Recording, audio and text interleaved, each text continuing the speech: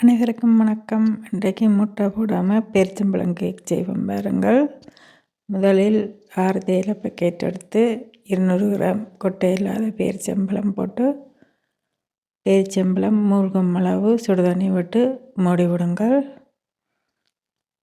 6 மணித்தியாலம் மூடி விட்டால் காணும் அந்த தண்ணியில் சுடுதண்ணியில் அது ஊறிடும். 6 மணித்தியாலத்தின் பின் கேக் அடிக்கிற சட்டியில் ஊற வச்ச பேரிச்சம்பழத்தையும் அதோடு 200 கிராம் சீனியும் போட்டு அடியுங்கள் நன்றாக. பேரிச்சம்பழத்துடன் இருந்து தேயிலையை எடுத்து எறிந்து விடுங்கள். 400 கிராம் பட்டர் சேர்த்து அடியுங்கள். நான் இதுக்கு முட்டை போடையில் முட்டைக்கு பதிலாக ஒரு டீன் பால் விடுறேன்.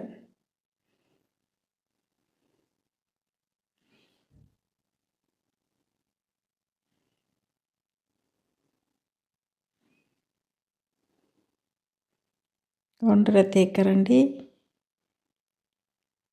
பேக்கிங் பவுடரும் இதோடையே போட்டு நான் அடிக்கிறேன்.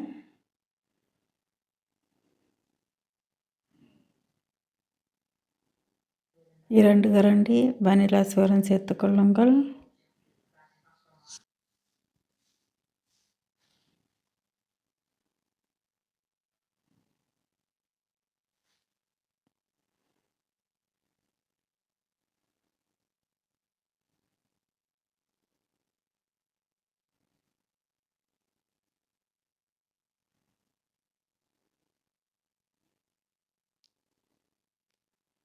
இதுக்கு நான் 350 கிராம் மாவு எடுத்துருக்கிறேன்.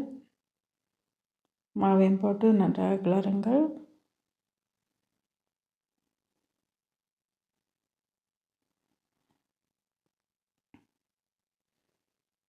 காய்ச்சி ஃப்ரூட் மிக்ஸும் சேர்த்துருக்கிறேன்.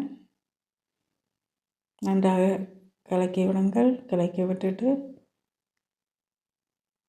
கேக் அடிக்கிற தட்டில் பேப்பர் போட்டு அதன் மேல் போட்டு நன்றாக தட்டுங்கள். தட்டி போட்டு அதை அவனில் 180 செல்சியஸ் பாகையில் 40 நிமிஷம் விட்டுருக்குறேன்.